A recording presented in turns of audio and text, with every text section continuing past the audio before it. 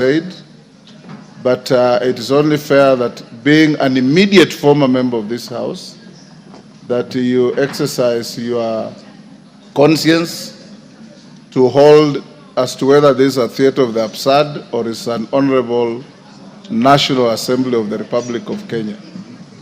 You may start by addressing that. Thank you very much, Honorable Speaker. And thank you, the honorable members present, for according me this opportunity to prosecute the matter before us.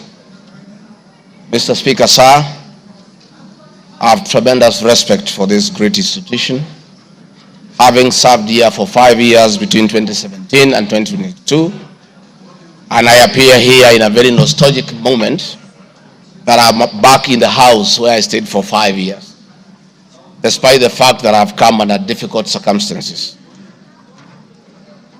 Mr. Speaker,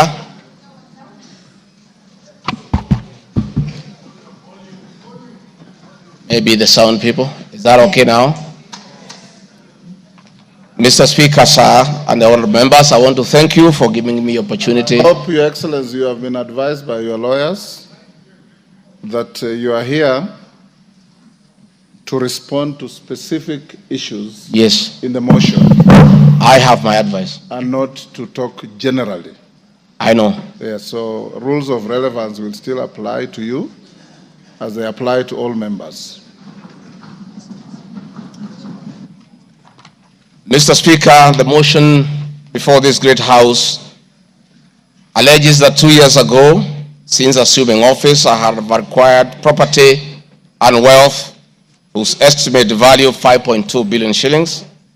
A significant number of properties to which this sum of 5.2 billion is erroneously and maliciously attached belongs to my late brother, the late Honorable James Gachagua, and as demonstrated by his will, a copy of which is attached. The fact as follows. Olive Garden, my response. The allegations that I own the Olive Garden Hotel is false. The truth is that Olive Garden Hotel used to belong to my deceased brother, the late Honorable James Gachagua, and therefore has never been my property. This is information that most of you may be aware, as it is in public domain. Upon his demise, my late brother left a will in which, in his recognition that I can take care of his family, he appointed me as one of the executors of his estate. In the said will, my late brother directed that the hotel should be sold, among other properties, and proceeds distributed as per the will. I'm also listed as a beneficiary together with other persons named therein. In accordance with these instructions, the hotel was sold by the executors to a third party. Owing to the above, I do not own the hotel and have never owned it, contrary to accusation in the motion. For the benefit of this august House and the general public, I have annexed to this response copies of the following supporting documents. My late brother's will, sale agreement dated 17th May 2023, an official search for Olive Garden Hotel Limited. Mr. Speaker, Vipingo Beach Resort, just as in Olive Garden, above this allegation is also false. Vipingo Beach Resort belongs to the estate of the late James Gachagua. For the benefit of this House and the general public, I have attached annexed to this response copy of the official search for Vipingo Beach Resort Limited, confirming that the hotel is still in the name of my little brother's estate. Queen's Gate Service Apartments. The allegation is also false, and the property belonged to my late brother. Queen's Gate Service Apartments, registered in the name of Vipingo Beach Resort Limited, was sold to Cooperative Bank of Kenya Limited, Staff Retirement Benefits Scheme, as evidenced by the agreement for the dated 4th May 2022 and a transfer dated 5th October 2022, marked Annex RG6. Land parcel Uhuru, Kiamariga 2023 in Madeira East constituency, which have originally constructed a helicopter landing facility.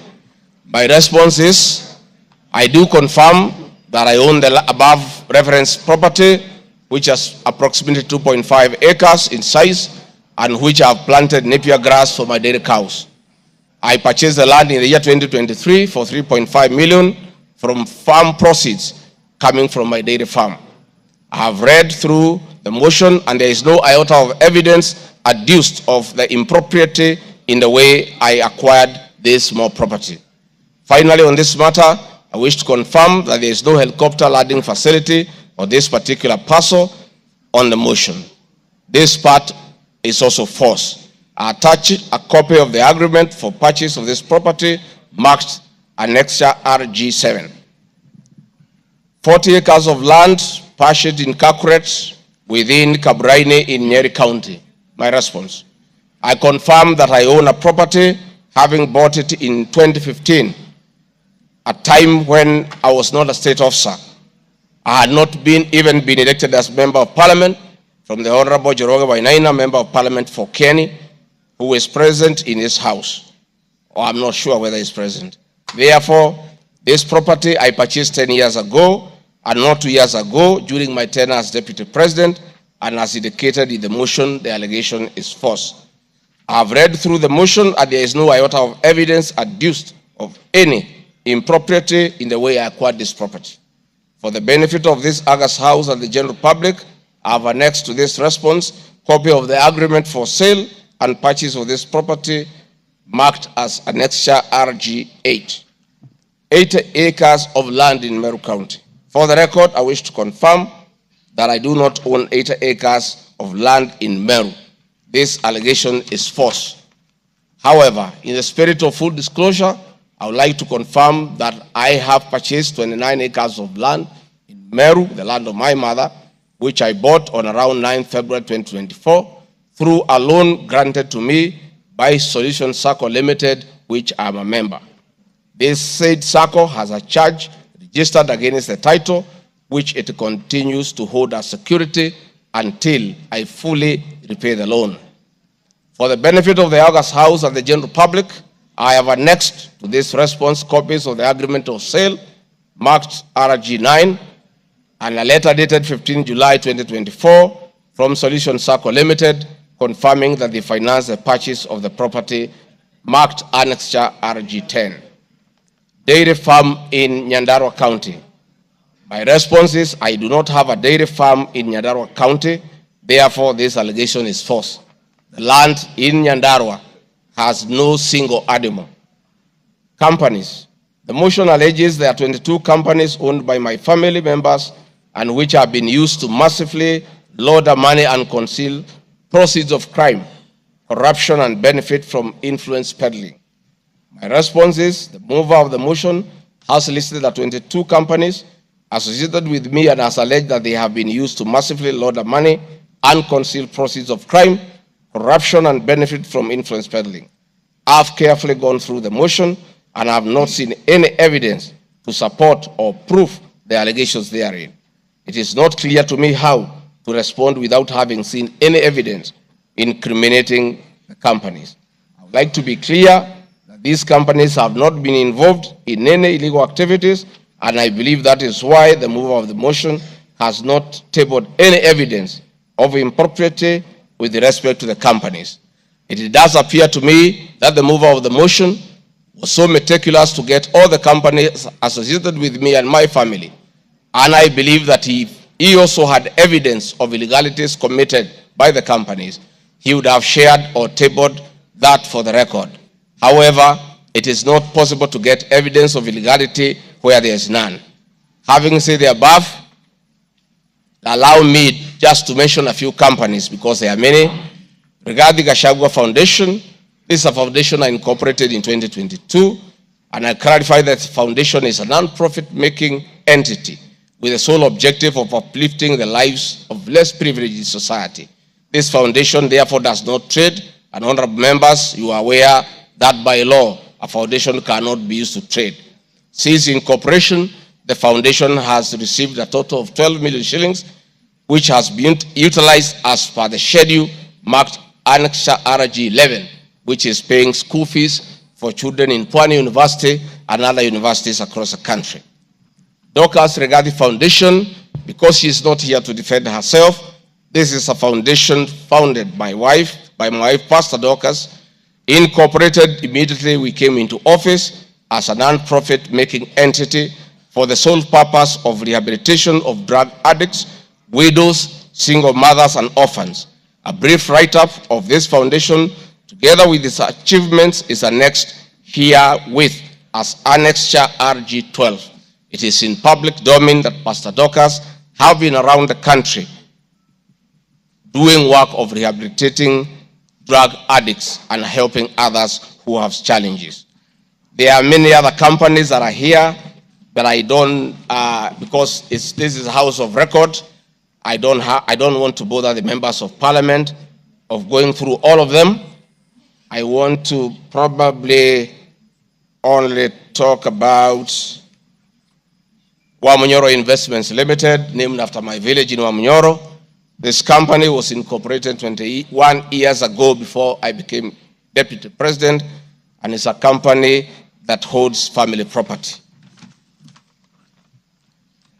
Mr. Speaker, sir, I've been accused of exerting influence on officials in the Ministry of Lands to issue an allotment letter to Manyora Investments Limited and using the fraudulently acquired documents in support of a court case. My response, Mr. Speaker, sir, and honorable members, I wish to confirm that Manyora Investments Limited has never been issued with any letter of allotment for land in Embakasi. When adjudicated and a determination was made that this property belongs to Manyora Investments Limited, that was long before I became the Deputy President of the Republic of Kenya. Again, a matter was filed in High Court, case ELC, case number E242 of 2022, which was filed before I became Deputy President. All the documents filed in support of this case were filed in court before I became Deputy President, and no documents have been filed by myself in court upon becoming Deputy President. This being the case, it is not true that I have used my office as Deputy President to manufacture documents filed in this matter. The High Court found that this land legally belongs to Manyora Investment Limited and issued the appropriate direction. This matter has since been challenged in the Court of Appeal. I invite any honorable member who may want to be enjoined in this case to have the liberty to do so. Mr. Speaker, sir, I have been accused in the irregular procurement of mosquito nets at a cost of 3.7 billion. In response to paragraph 45 of ground 7 at page 23 and 42, paragraph 78 and ground 11 and page 36, 37 or 42 of the impeachment motion, I wish to respond as follows. It is not true, as claimed in paragraph 3 of the witness affidavit of Andrew Mulwa, that I was involved in the KEMSA 3.7 billion irregular procurement of malaria nets, either directly or through proxy. Further, Shobika Impacts Limited was not awarded the subject tender as the acting director of procurement, Dr. Justice Kinoti, by letter 5th May 2023, formally notified Shobika Impacts Limited that its bid was unsuccessful because its tender security was not paginated and the tender was hence non-responsive. That is clear at paragraph 4 of the witness affidavit of Andrew Mulwa. He contradicts himself by claiming that on 11 July 2023, I pressured him to surrender the original bid board, yet by the letter dated 5th May 2023, KEMSA had requested for collection of the original bid. Thus, there was no cause to pressure to be exerted on Mr. Mulwa for any other purpose. I am aware of a foreign company known as Shobika Impacts Private Limited, domiciled in India, and which appointed Crystal Kenya Limited as its local agent in the year 2014, that is 8 years before Gachagua became the deputy president. To date, Crystal Kenya Limited has complied with the agency terms between itself and Shobika Impacts Private Limited, annexed hereto and marked as Annex RG 18 in an appointment agency letter by Shobika Impacts Limited in the year 2014. Sometime in 2023, Kenya Medical Supplies Authority advertised tender number GF-ATM MOL NFM 2022-2023 for supply of long-lasting insecticidal nets using the international open tendering method of procurement on behalf of the Global Fund. The monies for supply of the nets, as per my understanding, was a pure grant from the Global Fund. I am aware that Shobika Impex Limited still participates in doing business with and has not been debarred by the Global Fund to date. I believe being technically qualified to provide and deliver the goods subject of the tender document, having the financial ability to do so, and without their participation or assistance from Crystal Kenya Limited, Shobika Impex Private Limited independently participated and submitted in its bid in response to the subject tender pursuant to an invitation by KEMSA. Having not participated in the subject tender, Crystal Kenya Limited did not submit any of the documents in response to the subject tender. Specifically, Crystal Kenya Limited did not submit a bid board or tender security in its name in response to the subject tender. It is therefore not true that Crystal Kenya submitted a fake bid board with an intention to fraudulently acquire public property. It is also not true that with my sons I used Crystal Kenya to massively launder money, conceal proceeds of crime, engage in corruption, and benefit from influence peddling. Subsequently, via the letter 5th May 2023, KEMSA notified Shobika Impex Limited that it was not successful because the tender security was not paginated, and requested Shobika Impex Private Limited to collect its bid security from the procurement office immediately. Annexed hereto and marked Annexure RG19 is a said letter by KEMSA dated 5th May 2023. However, EACC commenced investigations of the subject tender, and on conclusion of the investigation by EACC and the Senate on the subject tender, KEMSA CEO Terry Ramadhani, who had been suspended on this issue, was appointed Kenya's Deputy High Commissioner in New Delhi, India by President William Ruto. Thereafter, Crystal Kenya Limited, as Shobika Impex Limited agent in Kenya, followed up in the release of Shobika Impex Private Limited's bid board tender security on behalf of Shobika. Annexed hereto and marked Annexure RG20 is an email from Shobika Impex Private Limited email addressed to Crystal Kenya Limited, together with a letter of even date confirming that Crystal Kenya Limited had authority to collect their bid board. KEMSA was mandated to immediately release the bid board tender security upon determining that Shobika Impex Private Limited was unsuccessful in the subject tender, and that is why they requested that the same be collected from its procurement office. KEMSA did so, as can be seen in its letter dated 11th July 2023, annexed hereto and marked Annexure RG21 in the said letter by KEMSA dated 11th July 2023.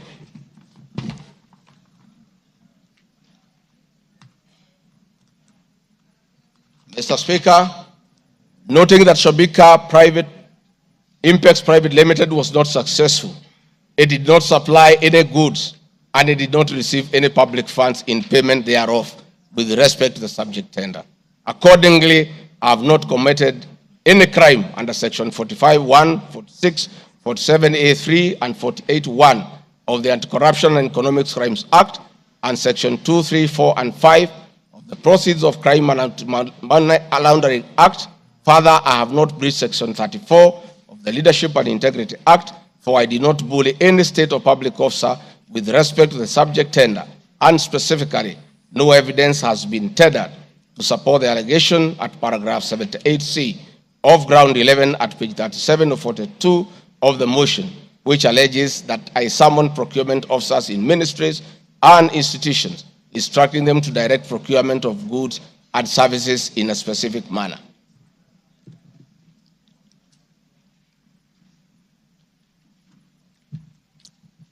I have been accused of unnecessary and expensive renovation of the official residence of the Deputy President in Karen and Mombasa. Mr. Speaker, firstly, I would like to state that funds for the renovation of the official residence were approved and allocated by this Honorable House based on the fact that the premises had been neglected for a very long time when Dr. William Ruto was Deputy President. It cannot be fair that this House would proceed to impeach me because of an action that these honorable members have approved by way of appropriating monies for their renovations. Mr. Speaker, the contract for the refurbishment of the official residence of the Deputy President, dated 22nd December 2022, was signed by Honorable Katole Metito, the Controller of State House, Office of the President, and Agrobic Investment Limited that was awarded the tender because the Controller of State House at that time was the accounting officer in charge of the Office of the Deputy President. The report of the Auditor General, Mrs. Nancy Gadongo, dated 24th January 2024, on the Executive Office of the President for the year ended 30th June 2023, gave the opinion confirming that due compliance with the Public Finance Management Act 2012, the report is annexed herewith and marks as Annex RG 23. I would also like to add that the Deputy President, as Deputy President, I am not involved in procurement processes of my office, whether directly or indirectly. I would also like to state that I do not know the company, Agropric Investments Limited, which undertook the renovations. I do not know the directors and the company. I did not participate in the tendering or supervising of the same. The motion dated 26 September 2024 alleges that on 29 January 2023, 45 million Kenya shillings was transferred to Bayani Enterprises Limited, which is alleged to be a special purpose vehicle used by me to siphon public funds. No evidence was our shareholder, directly or indirectly, of the company called Agrobrick Investments Limited, and I do not know its shareholders or its directors. Mr. Speaker, there is an allegation of dubiously acquiring substantial portion of the sum of 100 million paid to Lusona Events Limited. My response, Mr. Speaker, is just like in the above other matter. I have read the motion and I would like to state that there is no evidence that this company is linked to me. I wish to categorically state that I have no beneficial interest in the said company, and neither am I affiliated in any way to the directors and shareholders of the said company. I would also like to state that I'm not a director or a shareholder of the company and do not know its shareholders or its directors. I do not sit in a tendering committee. I am not the accounting officer of the Office of the Deputy President. I have also not had any complaints against the manner in which the company undertook the work. I am unable to confirm the allegations on funds withdrawn from the account of the company since I am not a signatory to its account. I am not associated with the company in any way whatsoever. Mr. Speaker, the motion dated 26 September 2024 claims that I am reasonably suspected to be the principal beneficiary of the dubious transactions. However, Mr. Speaker, no evidence has been adduced or annexed to the motion to give credit to the allegations or suspicion. I categorically refute acquiring or benefiting from any funds paid to Lusona Events Limited, and therefore the allegation is false and unfounded. Mr. Speaker, I have been accused of siphoning money through St. Nicholas Rehabilitation and Industrial Training Institute Limited. My response, Mr. Speaker, is that the motion dated 26 September 2024 makes the claim that a payment of 21 million was made to a company called St. Nicholas Rehabilitation Center and Psychiatric Hospital. Then subsequent payment was made to Umalari Motors Limited. The motion claims that it is suspected that the entire transaction was used by me to siphon public funds and the payments typify money laundering transaction. I am not a director or a shareholder of this company and I have never received any payments from this company. Similarly, I am not affiliated or related to the shareholders and directors of the two companies. No evidence has been annexed to the motion showing that I was a beneficiary of the funds paid as alleged. I wish to point out that I am not the accounting officer in the Office of the Deputy President and I am not aware that the payments made to this company by the office. The allegation is therefore false and unfounded. Mr. Speaker, there is an accusation of alleged sensational but false accusations against the Honorable Lady Justice Esther Minor. My response, Mr. Speaker, it is alleged in the special notice motion on ground 4 on page 14 at a gross violation of the Constitution that I publicly attacked the Honorable Lady Justice Esther Maina and forcefully threatened to bring action against her. First, Article 160, Subarticle 5 of the Constitution provides that the judge cannot be found liable in a court of law for actions taken in good faith in lawful performance of their work. This provision is not a bar on freedom of expression guaranteed at Article 33 of the Constitution, nor a bar of the right to seek redress for legal wrongs simply because a wrong is committed by a judge. They exit multiple legal fora in which to take action against a judge for any actions that are not lawful. My statements were protected speech consequent to a decision by the learned judge in a matter involving my personal assets, which I disagreed with and found to be wholly unfair. The matter having been concluded at that stage, my criticism of the decision was not sub judice, nor in any manner prohibited by law. While I respected the ruling of the learned judge, I was in absolute disagreement with it. Contrary to the assertions in the special motion, I did not falsely threaten to bring action against the learned judge. I took actual legal action available to every citizen of Kenya under Article 160B, subsection 2 of the Constitution, which allows any person to petition the Judicial Service Commission for removal of any judge and filed a legal complaint before the Judicial Service Commission, JSC, in March 2024. The complaint being live before JSC, discussion of the conduct of the learned judge in the said manner here would be sub judice. A copy of the complaint is annexed herewith and marked Annexure RG 24.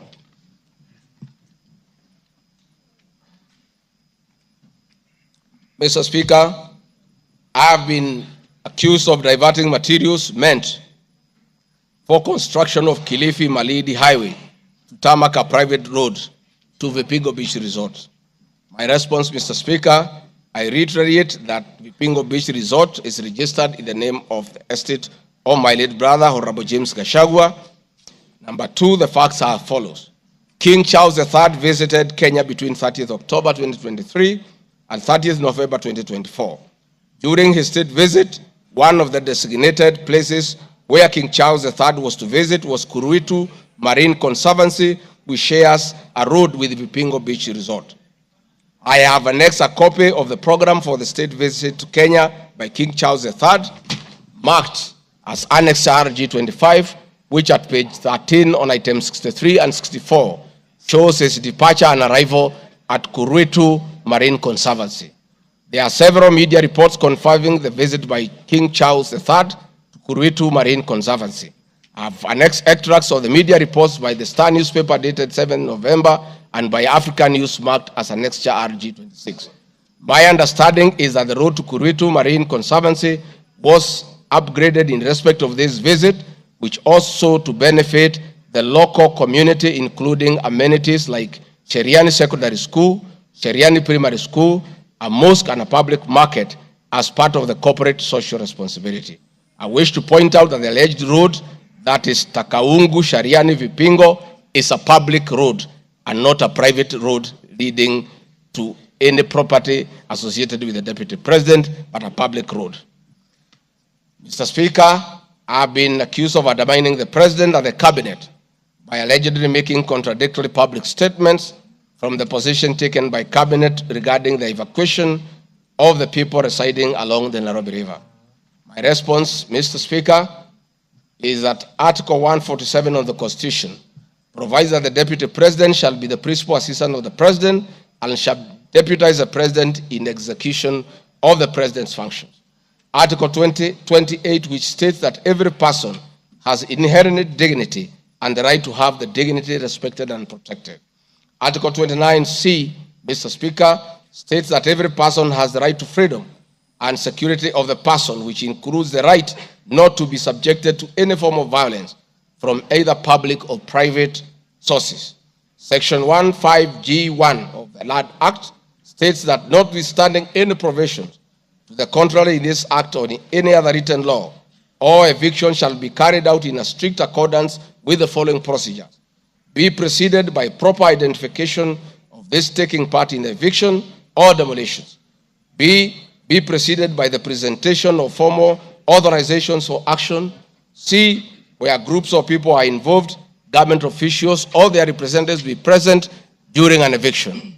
D, be carried out in a manner that respects the dignity, right to life and security of those affected. E, include special measures to ensure effective protection to groups of people who are vulnerable, such as women, children, the elderly, and persons with disabilities, including special measures to ensure that there is no arbitrary deprivation of property or possessions as a result of the eviction.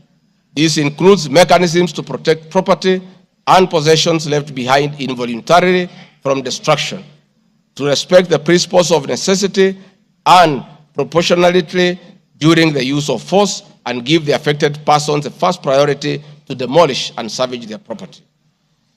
Critically, our Constitution provides at 147(2) that first the Deputy President shall perform the functions conferred by this Constitution and any other functions assigned by the President.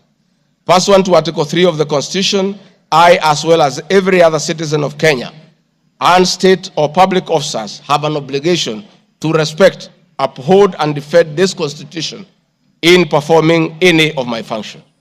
This, the national values and principles of governance contained in Article 10 of the Constitution by those state organs, public officers, and all persons, including myself as Deputy President, wherever we make or implement public policy decisions. In addition to this matter, Mr. Speaker, these national values and procedures include the rule of law, democracy and participation of the people, human dignity, equity, social justice, inclusiveness, equality, human rights, non-discrimination, and protection of the marginalized. Adherence to these principles become extremely important when we as state officers are contemplating legal evacuation of citizens with a duty to avoid inhuman forced eviction that will be contrary to our Constitution and international law. While campaigning with President William Ruto, and subsequently when I was sworn in as Deputy President, the President and I promised as a key pillar of the Kenya Kwanza government that there will be no forced or unlawful evictions, and that all evictions will be human and entail legal compensation.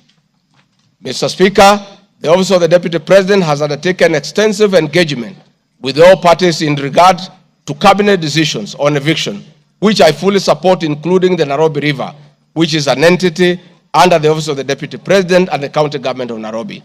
Adherence to these principles become extremely important when we, as state officers, are contemplating legal evacuation of citizens with a duty to avoid inhuman forced evictions that will be contrary to our Constitution and international law.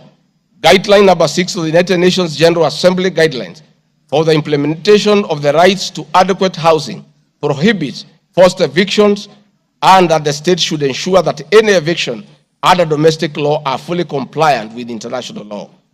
The guidelines further require meaningful engagement with communities to ensure that the rights of residents are implemented cooperatively without the need for eviction procedures or police enforcement. Of government directives on the eviction, save for the fact that on being informed that the persons residing along Nairobi River would be evicted and paid 10,000 shillings only, which I and many other Kenyans felt was inadequate compensation for eviction. I insisted that the government should abide by the constitutional dictates and international norms while implementing any cabinet decisions, including eviction, and maintain the dignity of the citizens of Kenyans facing eviction. My statements did not and cannot be construed to undermine the President by insisting that people should not be evicted inhumanly and without adequate compensation. Mr. Speaker, I've been accused of undermining devolution by allegedly holding a meeting in Nairobi Wakulima Market. The motion alleges that on 28 September 2024, I unlawfully interfered with the running of the Nairobi City County government by holding a public rally where I allegedly incited citizens against lawful directives of the county government on planning and allocation of markets. My response, Mr. Speaker, is that the motion alleges that on 20 September 2024, I unlawfully interfered with the running of the Nairobi City County government by allegedly inciting citizens against lawful directives. Article 6(2) of the Constitution provides that the government at national and county levels are distinct and interdependent and shall conduct their mutual relations on the basis of consultation and cooperation. This being the case, it cannot be said that there is a violation of the Constitution when someone from the national government makes a comment on matters relating to county government. The traders had sought me out to intervene and request the governor on their behalf to dialogue with them and seek a solution to the grievances with regard to the relocation of markets. I request that a video annexed RG video 3 be played for the benefit of members to say what I said.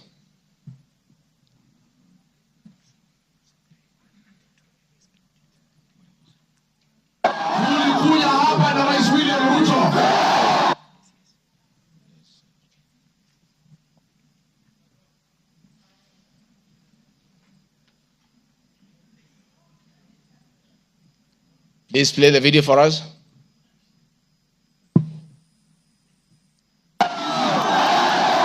Tulikuja hapa na Rais William Ruto, mkatupatia kura, na rais na mimi tukaahidi nyinyi ya kwamba tukipata serikali hakuna siku mtahangaika. Na kwa hivyo mimi nasikitika sana nikisikia serikali ya kaunti inanyanyasa nyinyi.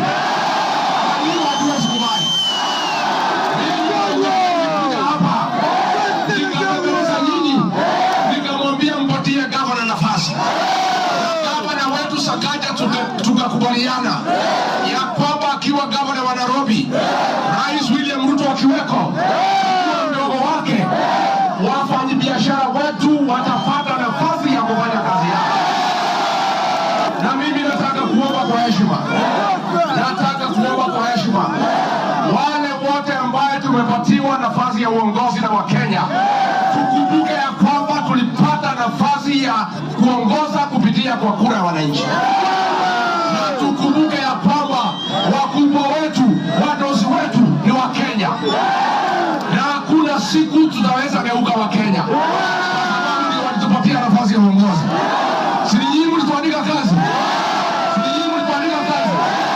Kwa hivyo mimi niseme ya kwamba niliuliza gavana mketi chini, tuwe na mazungumzo, tuwe na maelewano.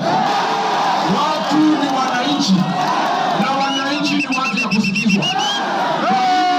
Mimi niko hapa kumhakikishia ya kwamba nimemuuliza gavana kwa heshima, na mimi sina kiburi.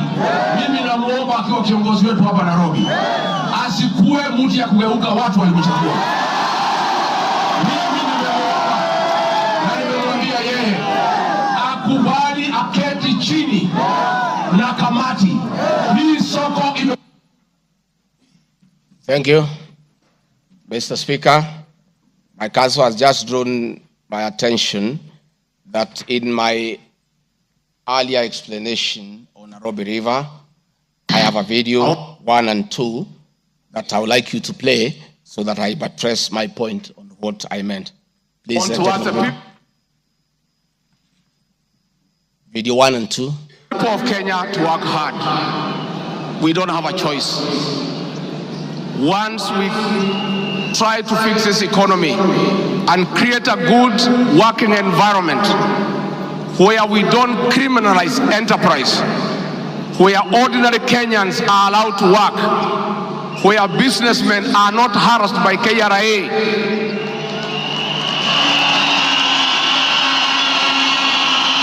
where goods belonging to the people of Kenya will never again be touched by overzealous public servants. Where again poor people will never again be evicted in brutal evictions by state agencies. And I say, freedom is here. Now, the number of fatalities from the ongoing forcible eviction by the government has risen to 3, with another tragic loss in Mathare on Monday. An 18-year-old boy died as a bulldozer brought down a church in the area just moments after President William Ruto left. The young man who was assisting in salvaging the church's belongings became a casualty of the demolition. Earlier on Saturday, 2 individuals lost their lives in Mukuru kwa Ruben during a similar eviction exercise. Ben Kirui reports. Monday evening, the ongoing forcible evictions in flood-prone areas tragically ended yet another life. The 18-year-old Ian Otieno lost his life in Mathare moments after President William Ruto left the area where he had been assessing the effects of floods. Bulldozers descended on homes near riverbanks, flattening structures marked for demolition. Winnie Makinda, Ian's mother, struggled to comprehend the loss of her son, a candidate in this year's KCSE. Wakambia mtu atingatinga usiangushe hiyo kuta.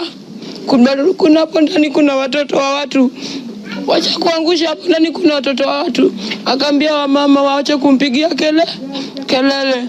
Reports indicate that Ian Otieno was trying to salvage church properties when the bulldozer brought down the wall, leading to his sudden demise. Driver wa tingatinga vile tu alianza kubomoa hata mara ya kwanza huko mbele, alikuwa tu anakani kama hata watu wakimwambia ngojea watu watoe vitu hataki kusikia. Nilichimba hivi, mtoto wangu alikuwa anataka kutoroka, sawa. Unasikia alishika mtoto wangu na hiyo kitu hapa. Mtoto wangu akienda hivi, mtoto wangu ana hivi. His death led to demonstrations by residents, prompting police intervention. The law enforcers lobbed tear gas canisters to disperse rioting residents. Watu wakachukua mwili tena tuonyeshe maskari yenyewe wametulia mtoto. Maskari kutuona kwa gate wakaanza kutoa gun. Wakaanza kulipua shoot. Residents insist they will comply with government orders to vacate houses along riparian lands only if provided with alternative housing solutions.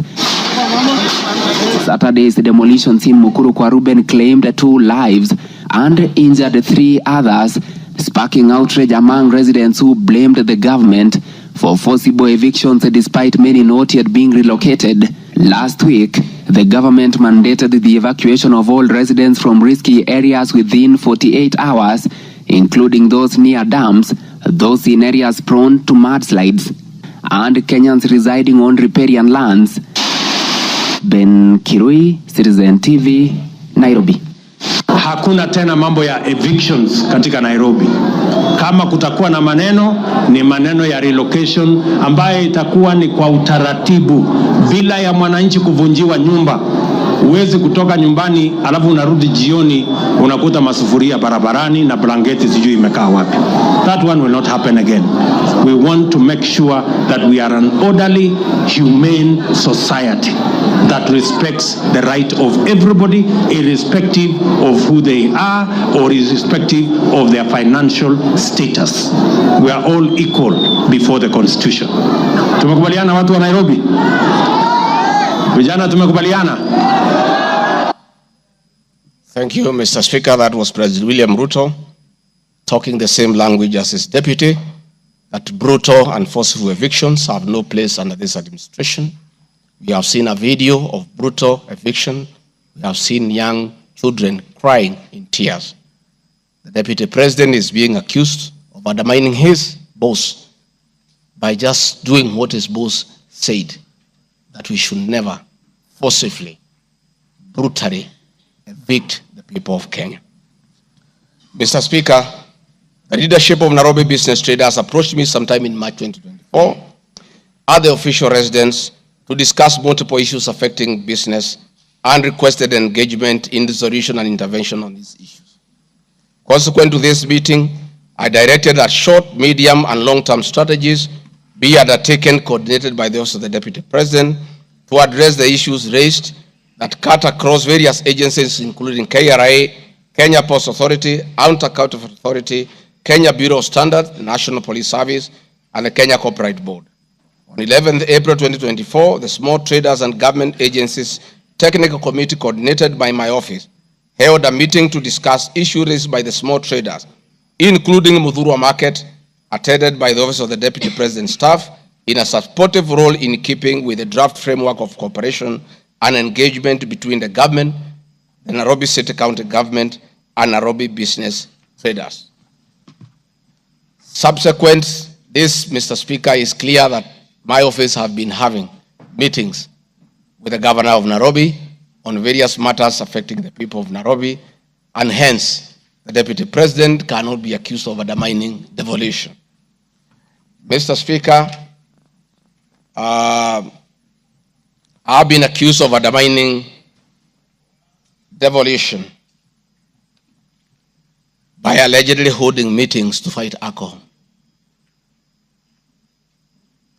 I'm sorry, Mr. Speaker, if the House took it that I say the House is a theater of the absurd.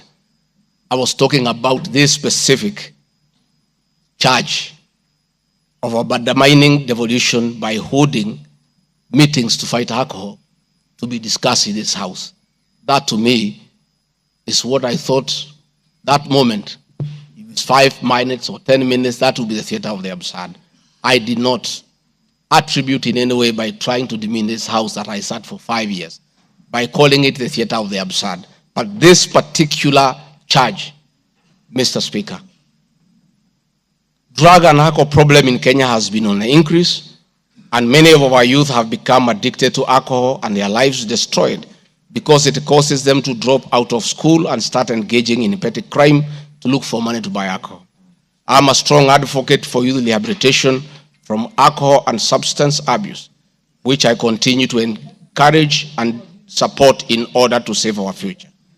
With regard to alcohol control and regulation, I wish to state that I have held several meetings with the governors in Meru, Chuka, in Mombasa, in Nakuru, in Nyeri, and the efforts that President William Ruto asked me to lead in eradication of illicit brew has been very successful, and we have been working with the governors and county assemblies who have been developing legislation on the control of licensing of alcoholic drinks. If there is one program that has had the best working relationship between county governments and the national government, it is this particular program.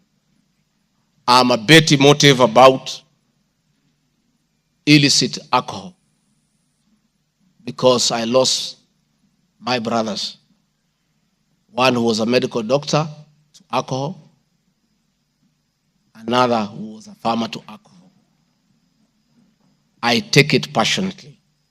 I don't know who complained about this particular charge.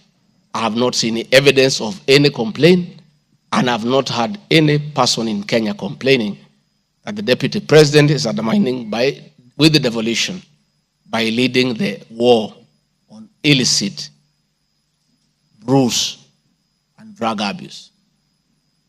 Whatever this House decides tonight and the other subsequent House, whatever happens to Rigathi Gachagua, whether he's in or out of office, this war must continue and must be won for the sake of our children.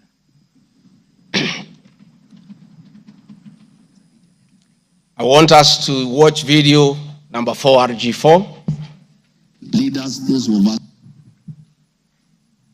who have been elected, Madam Waiguru, Governor Kahiga, Badirisha, Kenyatta, Wamatangi, what shall we tell our people? Where are we? What shall we tell the people who elected us? When we meet them, what shall we tell them?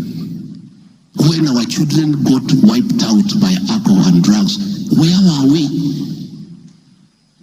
We'll have nothing to say. Dede Nyoro, Kimani Ichung'wa, Madhenge, mutaambia watu nini? Mukami, mutaambia watu nini?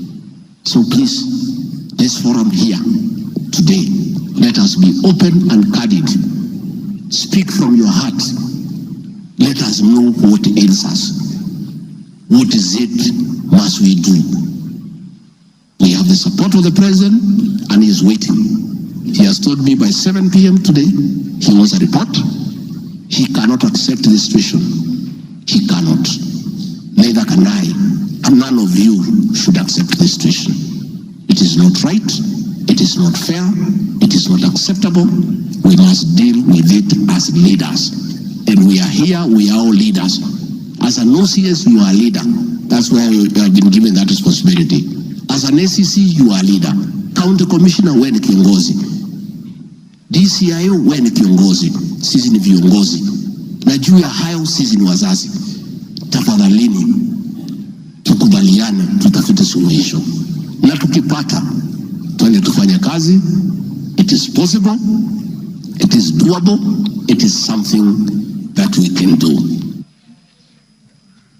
Thank you, Mr. Speaker. It's very clear that the meeting had all governors, members of parliament who are present here today, policemen, everybody, and we are all in agreement that the war must be won. It cannot, but the deputy president should be impeached for leading the war on alcohol. Sensational statements against the National Intelligence Service, its Director General, and officers. Mr. Speaker, during the assumption of office, I took an oath of allegiance in the following terms. Oath or solemn affirmation of allegiance to the President, Deputy President.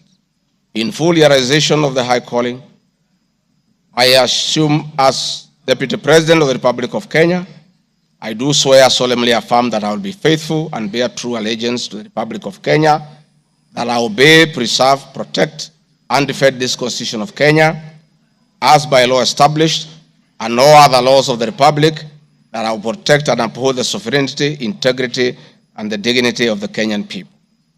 So help me God. That is the oath that I took in Kasarani. Article 239, Article 3 of the Constitution provides that in performing their functions and accessing their powers, the national security organs and every member of the national security organ shall not act in a partisan manner, further in the interest of a political party or cause, or prejudice a political interest or political cause that is legitimate under this Constitution. Article 239, subarticle 5 of the Constitution provides the national security organs are subordinate to civilian authority. In relation to this allegation, I wish to state that the National Intelligence Service holds a very critical role in ensuring the safety and security of our country. They are responsible for gathering intelligence and share it with all our law enforcement agencies to ensure that the country is safe at all times.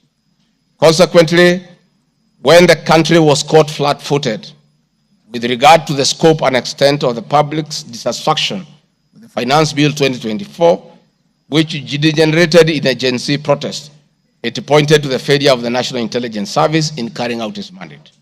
I am persuaded that the National Intelligence Service ought to have known beforehand that the public was completely opposed to the finance bill, and they ought to have briefed the president before the protest began, and this would have caused a change of tact by government regarding the proposed bill and the protest, which culminated in the loss of innocent lives and destruction of property, could have been avoided.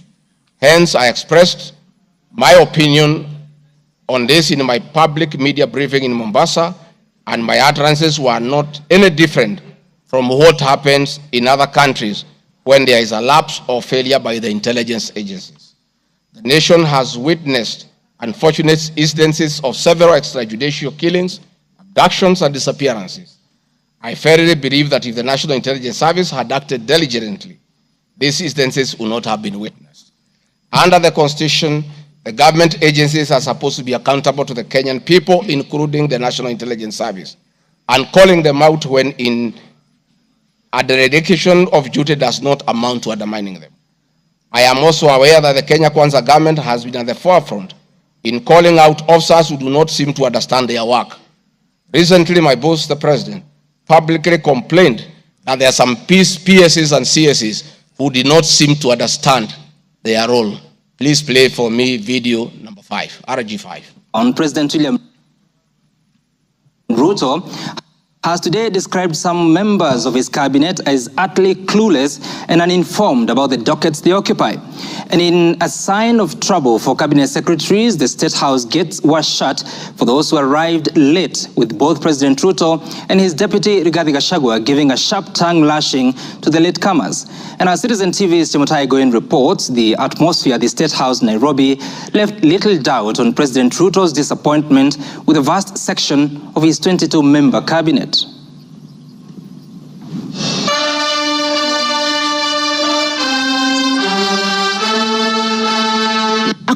morning in Nairobi, but the seats on the State House grounds came ultra-heated, particularly for cabinet secretaries. The cabinet members came here to sign performance contracts, but the oral appraisal of the day spurred anything between trouble and outright doom.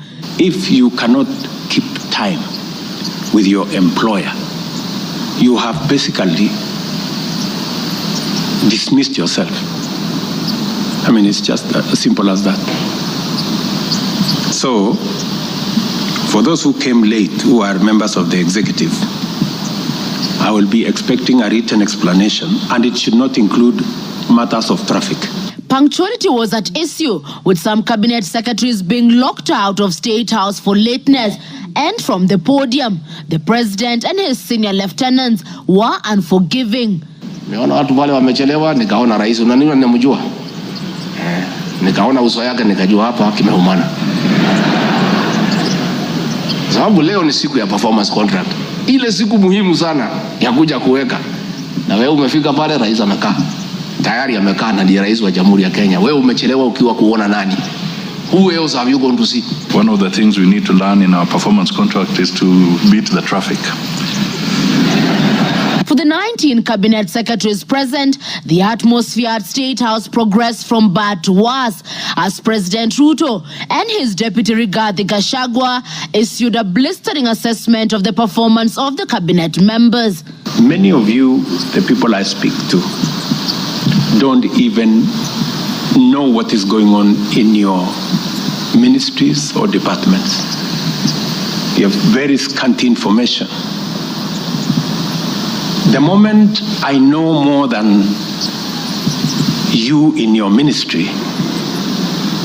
then you must begin to understand that something is very wrong. How do you run a ministry or a department or a parastatal if you have no information? That is the highest level of incompetence. Those of us who came with the president from the political space and who are his friends, and we assisted him to become president. Once he gives us a job, that is the termination of that friendship. The friendship with the president will be based on nothing but performance. From travel habits to basic work ethic and even media appearances, it was a brutal ground zero appraisal for the cabinet.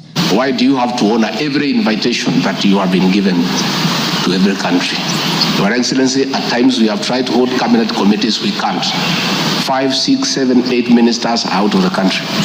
Some change clothes at the airport from one country to another. That is the truth.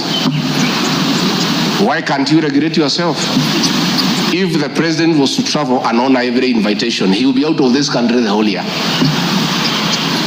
You just have to decide what is useful and other things you can leave to our ambassadors out of the country. So when you hear my deputy saying, find time, travel, but travel and see the people who have hired us, you know, go to different parts of Kenya so that you can get feedback from the public. We have done so much as an administration, but the information is not out there. Our ministers are quiet. They are called for TV interviews, they don't show up to say what they have done. And then the media have a few days because nobody talks for government. I would rather we spend more time explaining to the people of Kenya what we have done in our respective dockets as opposed to travel. And if we have to travel, let's travel up a country to where wananchi are and explain what we are doing. And I remember I called CS Chelugui. I didn't find him, so I called his PS and I found her and I explained to her, I told her, look, the public is not understanding this. Did I call you or not on Sunday? You know, I told you this is what the public is saying. Please do more sensitization on Hustler Fund Phase 2. With a very public expression of disappointment in his cabinet, President Ruto has triggered speculation on changes in government as his administration approaches the end of its first year in office. From punctuality to work ethic and general performance, the proverbial axe could well fall somewhere. With the performance contracts expected to foster a culture of high performance in the public service and also ensure that public resources are properly utilized, it is also set to offer a framework for President William Ruto to reward performers and also institute sanctions on non-performers. Mutahi going, Citizen TV. Mr. Speaker, President William Ruto, my boss, and I have been calling out senior government officials when they fall short of expectations. The Director General of the National Intelligence Service is no exception. He's not above the law. He's accountable to the people of Kenya for his performance. And I have had an argument that we should not call out those in the security sector. I would like you to play the next video. We have the most incompetent Inspector General of Police, I think, in the world. The most incompetent in the whole world. His incompetence may not necessarily play out when things are working, but when things get to a head and you need some decisions to be made, I can tell you for sure, the gentleman we have as an IG cannot make any decision. Nataka tumwambie ule mtu wa sinema mingi anaitwa nani ule mtu? Ule sijui anaitwa DCI, ule anaitwa nini? Ule mtu anaitwa Kinoti. Awache ujinga. Huyo bwana Kiboti awache ujinga. Sio kama tunaelewana. Huyo Kinoti hakuna kitu amefanya kwa hii Kenya ya kisiasa. Yeye ni mtu ya sinema. Anaendesha makesi kwa magazeti. Anatuandikia barua, sijui barua ya kilomita ngapi. Mr. Kinoti, please save your time. Stop writing to us long letters. Leave matters of elections to IEBC. You have no business in IEBC. You have failed as DCI. We don't want you to fail our elections. Tunaelewana? Huyo bwana Kinoti awache hiyo ujinga yake anaendesha pale, kwa sababu anatukasirisha. Huyo bwana Kinoti tunataka tumwambie awachane na watu wa IEBC wafanye hiyo uchaguzi. Alipatiwa kazi ya kufanya criminal investigation. He has never done anything. Ile kesi yote anafanya kesi kwa magazeti. Akiambiwa apeleke evidence kule kotini ameshindwa. So bwana Kinoti, wacha sinema. You have failed and wait for August so that you can. Honorable members, that was President William Ruto as Deputy President criticizing IG Mutembei, DCI Kinoti. Regarding Gachagua has learned his job from his boss, that public officers must be called to order when they fell short of expectation. And I never saw anybody bring William Ruto here for impeachment for criticizing the IG or the DCI. This is a very unfair allegation. Mr. Speaker, it is also reported by media that the IMF has already warned about impending unrest during the people's dissatisfaction with the 2023 and 24 finance bill. Many of you will recall, Mr. Speaker, after the September 11th terrorist attack in the US, the US intelligence agencies were massively criticized, and an inquiry was even opened to investigate why their intelligence agency was not able to detect and thwart the attack.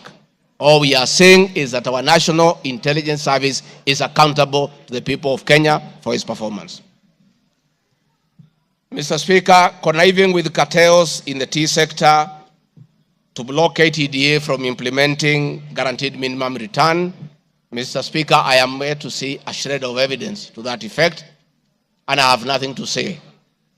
I have seen an allegation that we have not been able to do coffee reforms. Mr. Speaker, out of my work, coordinating coffee reforms, the Cooperative Bill 2023 and the Coffee Bill 2023 is before this House. I request this House, after these impeachment proceedings, to embark on those two bills so that the coffee farmers can realize the full benefit of the coffee reforms that we have initiated. There is another allegation that I have taken control of a local cooperative society in Madeira constituency. I don't know the name of that constituency, of that cooperative. It is false. I am yet to see any evidence. I have nothing to say because there is nothing to be said. On the issue of shareholding, which I think members are interested in listening to, I listened to you this morning, and it was quite emotive. By virtue of provisions of the third schedule of the Political Parties Act, the constituent parties of the Kenya Kwanza coalition entered into various agreements, which were deposited with the Speaker of the National Assembly and the Speaker of the Senate for purposes of Article 108 of the Constitution of Kenya. The following were members: UDA, ANC, Ford Kenya, PA, Farmers Party, Chama cha Kazi, Communist Party, Economic Freedom Party, Service Party, Tujibebe wa Kenya Party, Umoja na Maendeleo Party of Kenya, and the Democratic Party of Kenya. In accordance with the provision of Clause 3, Schedule 3, a power sharing agreement and development agenda for the certain regions of Kenya, I attach copies of these agreements, RG32. All those agreements talked about specific regions. The leaders who appended their signatures canvassed issues of appointments to do with specific regions.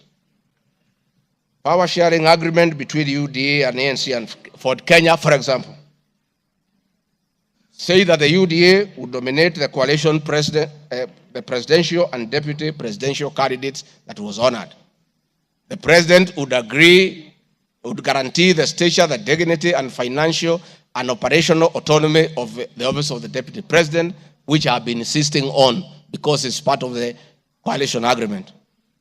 The ANC would be allocated the position of the prime cabinet secretary, which has happened. Ford Kenya would be allocated the position of the Speaker of the National Assembly, and that is why Honorable Masika Wetangula sits here today. In accordance with Article 2 of the Power Sharing Agreement, ANC and Ford Kenya would have a 30% share is a word, of the national government positions. This drives my utterances about shareholding. It is embedded in all these agreements that are attached here for you to read. I heard this morning an honorable member saying that the deputy president said the people of Ukabani will not get resources because they did not vote for Kenya Kwanza government. That is not true. The deputy president of the Republic of Kenya does not allocate resources. Resources for the development of the Republic of Kenya are appropriated by the National Assembly of Kenya, where I am today.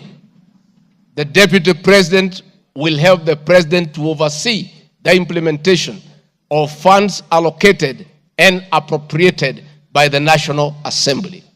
It is therefore not possible that the Deputy President of the Republic of Kenya has the capacity to deny any part of Kenya resources because of the way they voted. The decisions on how resources will be allocated for the development of the Republic of Kenya are made here by the honorable members. If your area has no development, please don't impeach the Deputy President. Don't accuse him of not giving you resources. You are in this house to make sure that your area where you come from is allocated appropriate resources, because that is your job. The agreements are attached, therefore I don't want to go into them.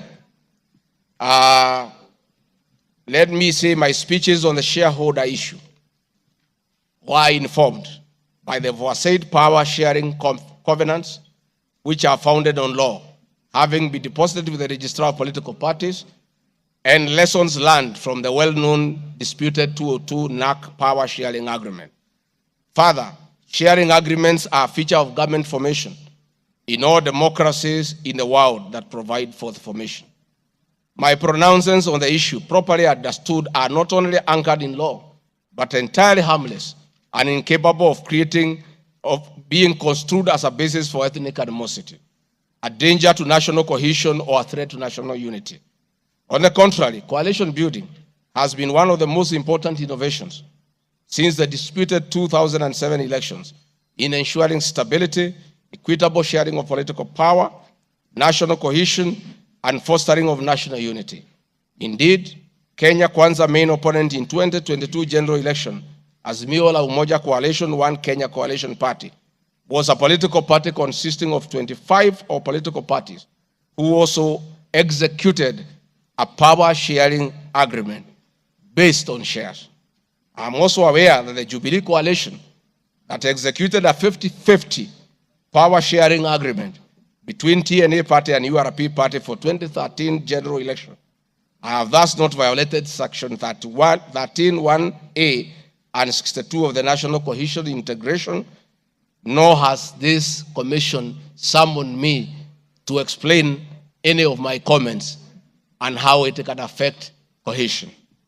However, notwithstanding the said power share agreement, upon election as Deputy President, I went out of my way, as required by the Constitution of Kenya, to serve all Kenyans regardless of their political preferences during the election or ethnic origin. I now produce the following video showing some of my speeches all over the country as marked RG Video 7.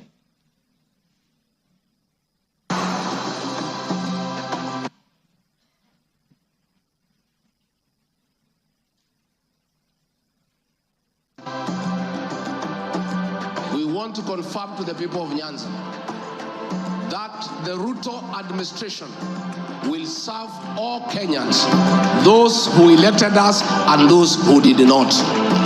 Kenya hii kila mtu afanyiwe kazi, kwa sababu kila mtu nalipa kodi. Mimi sikusema Kenya ni ashia hapa. Nilisema serikali, mkiunda serikali wale wanakusaidia kuongoza, unatakiwa uweke wengi wale na wale walielewa manifesto yako. Mimi nimetembea Kenya. Mnasema nilikuwa Mombasa, hii hapana mlima. Mimi nilikuwa Wajia, hii hapana mlima. Nilikuwa Garissa, hii hapana mlima. Nilikuwa Mount Elgon. Nandi nimekuja karibu mara 10. Eldoret nimekuja karibu mara 6. Kericho nimekuja mara 4. Tea conference ya chai tulikuwa na nyinyi, niliyopa Kericho.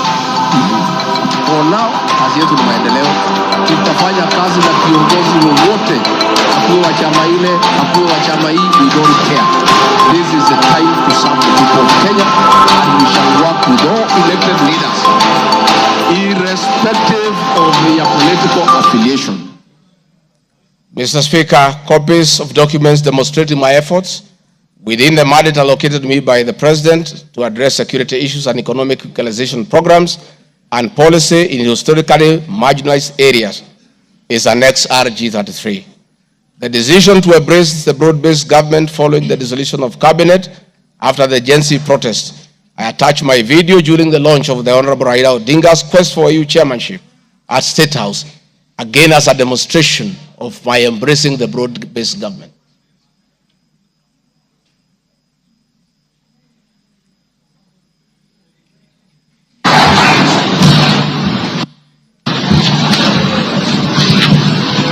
Your Excellency, Dr. William Ruto,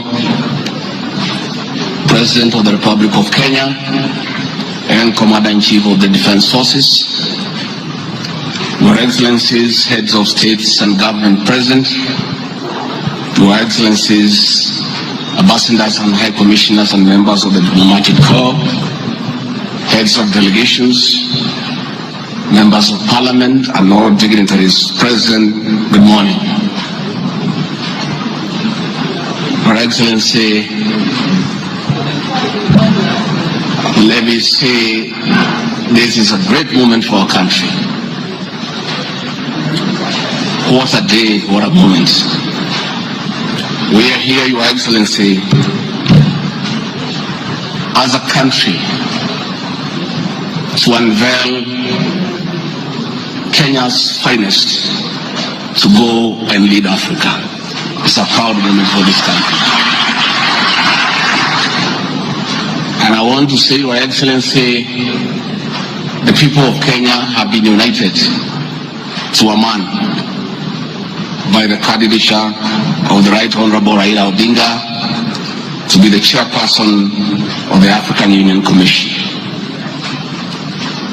This is a quest that has brought pride to our nation. And I would like to tell the leaders here from Africa and the representatives that as a country, as we present the Honorable Raila Odinga to be our candidate, it is because Africa, our motherland, deserves the best.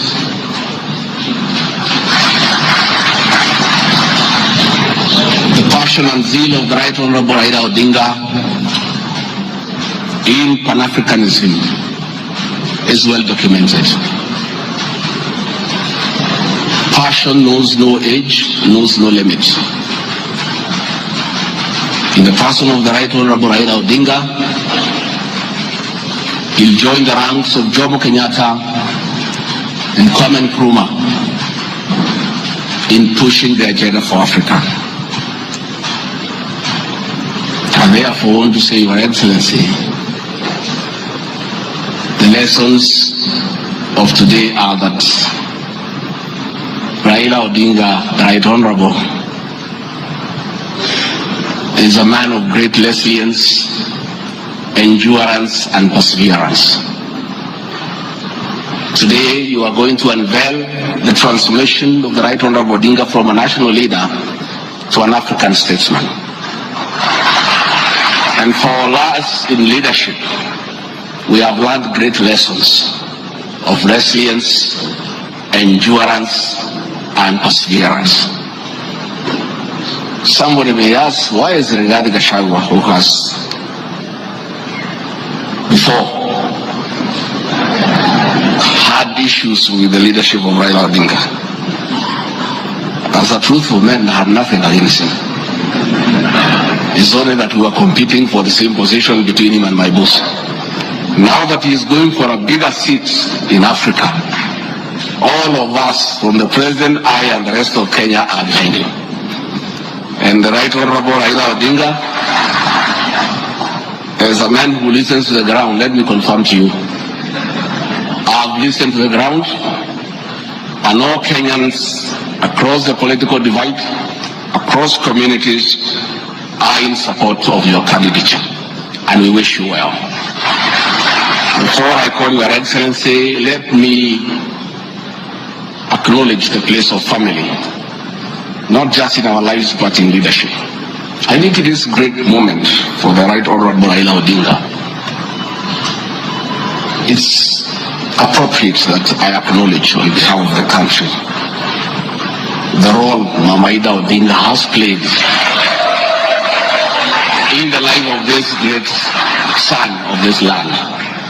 Mama Ida Odinga, we salute you as a country for having been a very strong pillar to your husband in very difficult times, and his lowest moments you have always been there for him. We ask families to support their spouses. So Mama Ida Odinga, as we wish you happy birthday, it is my hope and prayer that your next birthday will be celebrated at Addis next year. And if you invite President William Ruto to come and he's not able to come, Mr. President, I'll be very happy for you to send me to represent you in that great birthday. We therefore want to say, as a country, it's a great moment. And the Right Honorable Odinga, I have noted with a lot of appreciation, my wife, Pastor Dorcas, who is a very prayerful woman, has been praying for me and the President daily. And I noted from yesterday she has added you in her prayer. And because her prayers work, we have no doubt that you will get this seat. Mr. President, it is now my honor to request you to come and anchor Kenya's finest and embark on the journey of transformation of the Right Honorable Raila Odinga from a national leader to a great African statesman. Thank you, Mr. Speaker. President William Ruto has many times appreciated my people issues and has repeatedly pronounced himself. Let me have the video number 9. And speaking of deputies,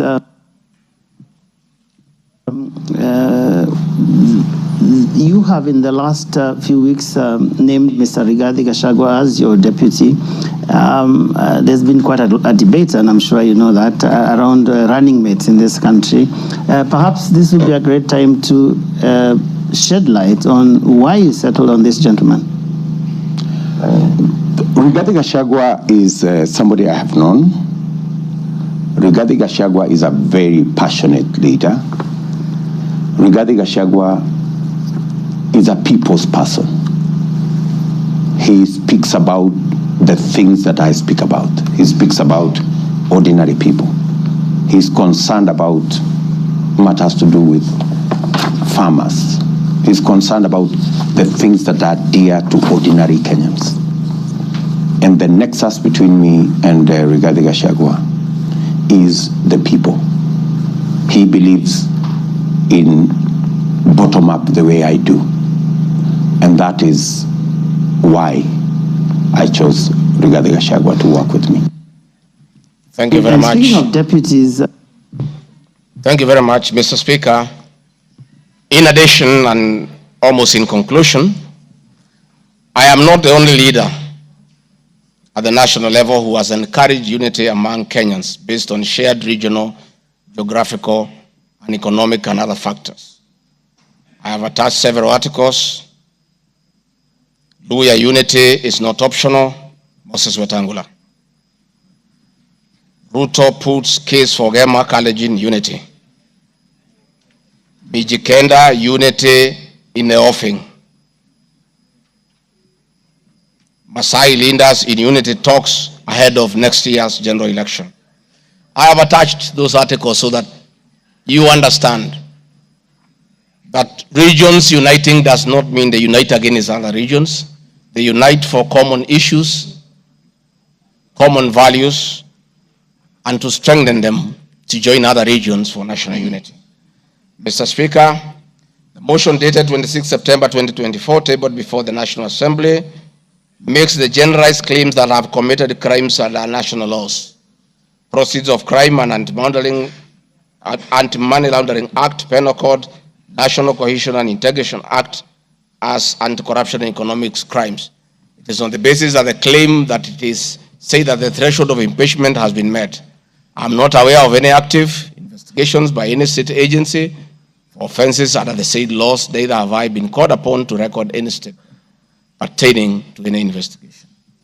Just like any other Kenyan, the Constitution accords me the presumption of innocence in relation to criminal offenses until the contrary is proved in a court of law on a specific standard of evidence. Therefore, in the absence of any active investigations by any investigative agency in Kenya, I do not believe that there can be any serious reason to believe that I've committed any offense. Otherwise, that will be an indictment of the intelligence agencies as well as investigative agencies. Therefore, it is inconceivable that the threshold of the impeachment motion as defined in Article 145 of the Constitution can solely be based on the perception of the mover of the motion in the absence of any other evidence. I heard the mover this morning saying that all we need to do is to believe in him. I believe that cannot be the position. We need actual evidence against the Deputy President. The net effect of the impeachment of this basis of allegations of criminal offenses whose evidence has not been tried and tested in court of law or by bodies mandated to investigate would be to disqualify me from the possibility of holding public office in relation to Article 99(3) without the benefit of due process of law and exhaustion of the systems of appeal as provided in the Penal Code. Mr. Speaker, I do not wish to respond to the issues I had this morning that are outside the motion. I want to confirm that I have tremendous respect for Kenyan women, and I have never disrespected them. What has happened is that as politicians, there is always propaganda to undermine somebody. I call upon anybody with evidence that I have ever disrespected that person to come out and provide that evidence. I had my very great friend, the Honorable Faith Getau, say that I disrespect women. Many times I've been to Nyandarua. I've referred to Honorable Faith Getau as Ngatha. Ngatha is a Kikuyu name for a woman of great respect.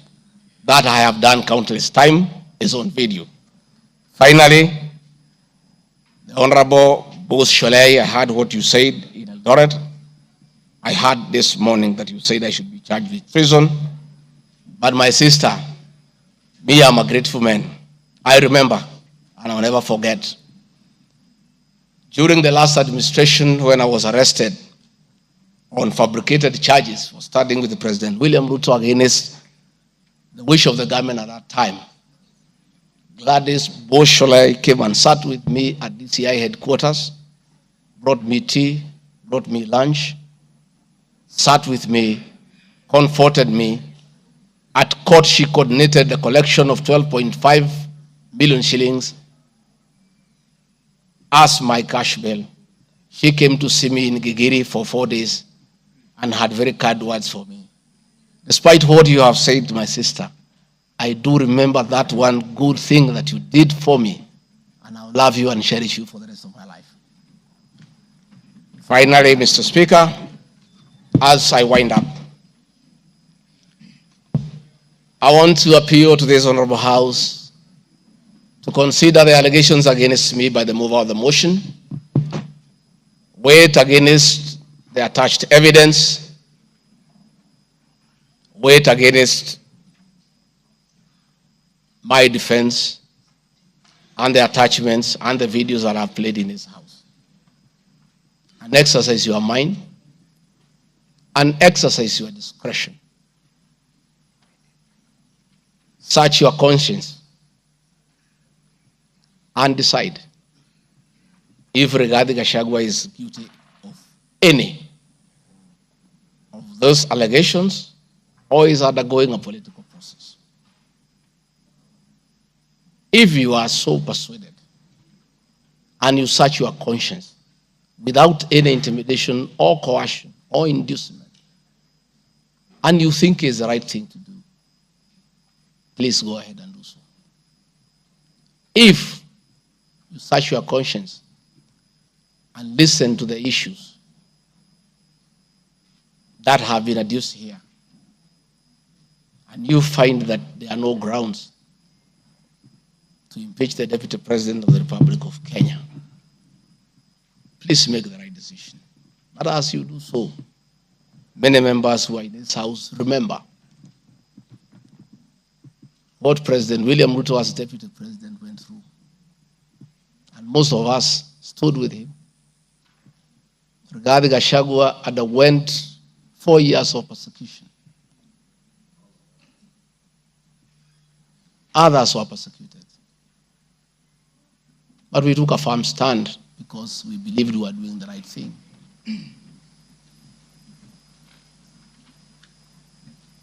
His family underwent humiliation. His friends underwent humiliation. He was a haunted man. And on Inauguration Day, he pronounced himself that freedom is here. Again, under the new administration, the same Rigathi Gachagua, who underwent humiliation and persecution, finds himself in the same space under that administration that he fought for. Try, look, reflect, and apply your conscience and make the right decision. Mr. Speaker of the House, I want to thank you for granting me this opportunity. And my address last night was not in any way meant to disrespect the House. Despite, Mr. Speaker, you having ruled that the matter should not be taken out of the House, it was being discussed in every TV station, in every meeting across Kenya. And Kenyans did not have a chance to also hear my side of the story. So I decided, since the accusations against me were everywhere in the country, the people of Kenya, and more so those who voted for me and President William Ruto, deserved also to hear my side of the story.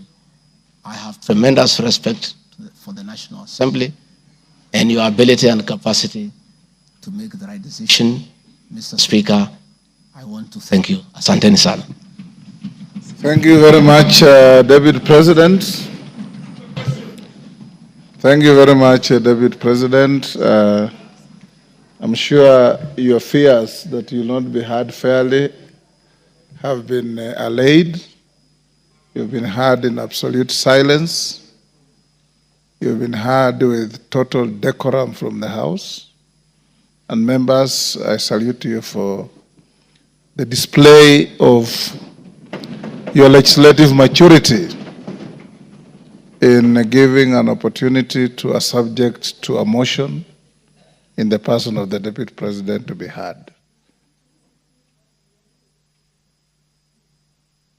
What is it, Rosa? The proceedings are still going on. Who is praying?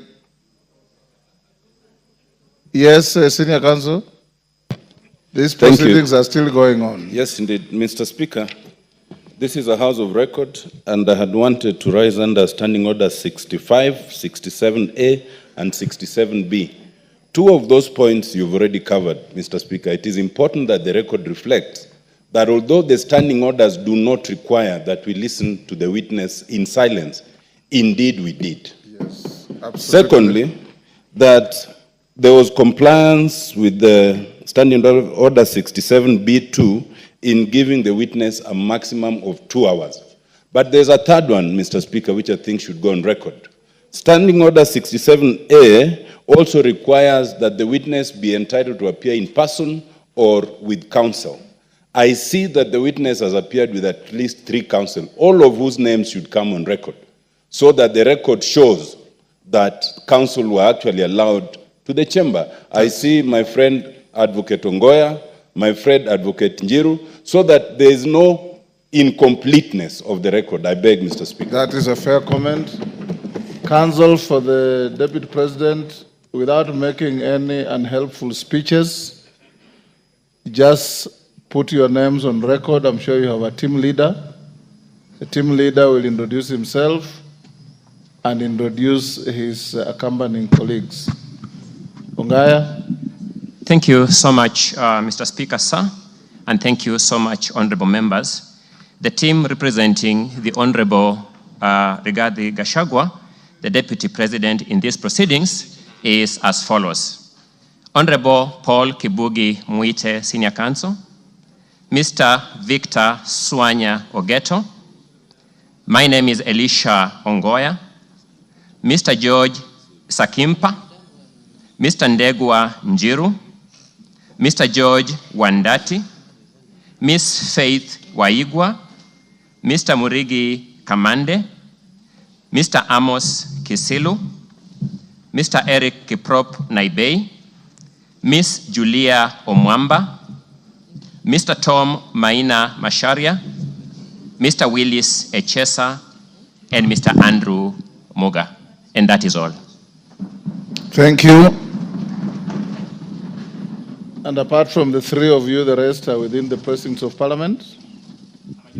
Are within the precincts of Parliament, save for Senior Counsel Paul Kibugi Muite, who sought to be excused from attending today, but is part of this team, and we are under his supervision and guidance. Thank you. From here, we'll proceed as follows. Deputy President, if you wish to leave, you are at liberty to do so with your team.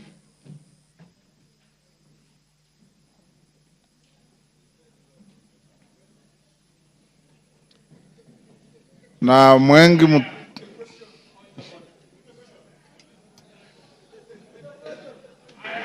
Yes, Kaluma.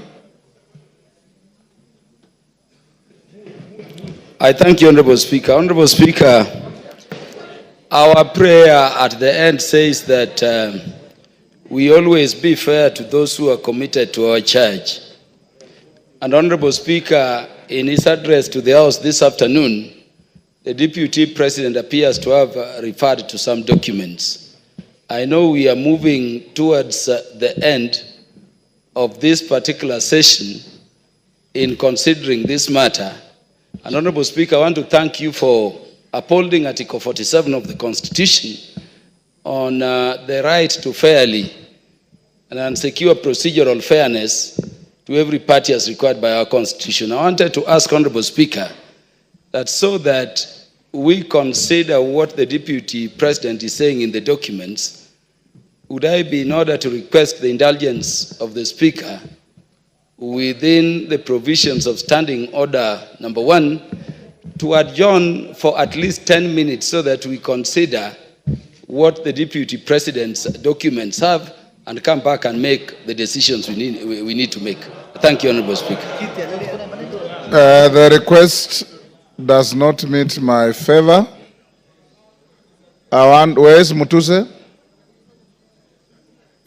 Mutuse, you have 30 minutes